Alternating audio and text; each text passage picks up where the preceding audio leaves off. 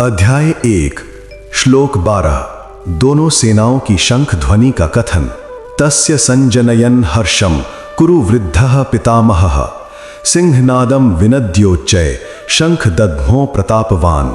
कौरवों में वृद्ध बड़े प्रतापी पितामह भीष्म ने उस दुर्योधन के हृदय में हर्ष उत्पन्न करते हुए उच्च स्वर से सिंह की दहाड़ के समान गरज कर शंख बजाया। व्याख्या। इस श्लोक में वर्णन किया गया है कि दुर्योधन के आत्मविश्वास और उत्साह को बढ़ाने के लिए कौरवों के वृद्ध पितामह भीष्म ने उच्च स्वर में सिंह के समान गर्जना करते हुए अपना शंख बजाया।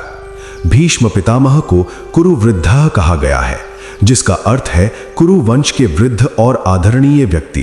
प्रतापवान शब्द उनके महान वीरता और साहस का संकेत देता है। शंख बजाने की प्रथा भारतीय युद्ध संस्कृति में एक महत्वपूर्ण परंपरा रही है, जो युद्ध के आरंभ की घोषणा और सेनाओं में उत्साह भरने का प्रतीक होती है। भीष्म पितामह का शंखनाद अत्यंत ऊंचे स्वर में था, जिसे सुनकर सभी कौरव योद्धाओं में उत्साह और साहस भर गया। भीष्म का शंखनाद दुर्योधन को यह आश्वासन देता है कि वे पूरी शक्ति और आत्मविश्वास के साथ उनके समर्थन में खड़े हैं।